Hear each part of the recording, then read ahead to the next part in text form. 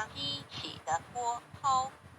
它就是最智慧的疯狂，更厚的苦味，吃不到嘴的蜜糖。莎士比亚青春是块原料，迟早要制作成型。莎士比亚青春的特征乃是动不动就要背叛自己，即使身旁没有诱惑的力量。莎士比亚若有汉奸，其实岂知莎士比亚一个骄傲的人，结果总是在骄傲里毁灭了自己。莎士比亚人的一生是短的，但如果被列比过这短短的一生，就太长了。莎士比亚您的花言巧语，对于了解您的人来说，是足以泄露您的空虚和弱点。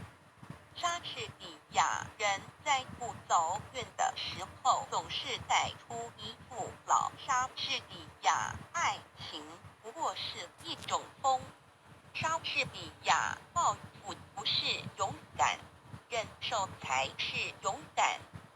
莎士比亚自古红颜多过命，莎士比亚人类是一件多么了不起的杰作，多么高贵的灵性，多么伟大的力量，多么优美的仪表，多么文雅的举动，在行为上多么像一个天使，在智慧上多么像一个天神，宇宙的精华，万物的灵长。莎士比亚漂亮的砍发给俊俏的脸蛋平天光彩。莎士比亚直到再找不到对手，才收藏起自己的剑锋。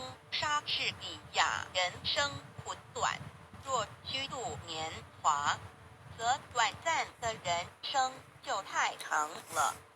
莎士比亚久时尚得来的朋友，等到酒尽樽空，转眼成为路人。莎士比亚时间老人自己是个秃顶，所以直到世界末日也会有大群秃顶的徒子徒孙。莎士比亚爱情不是花印下的甜言，不是桃花源中的蜜语，不是青年的眼泪，更不是死硬的强迫。爱情是建立在共同语言的基础上的。莎士比亚天色越是晴朗空明，越显得浮云的浑浊。莎士比亚名字有什么关系把玫瑰花叫做别的名称？它还是照样芳香。莎士比亚书籍是人类知识的总结。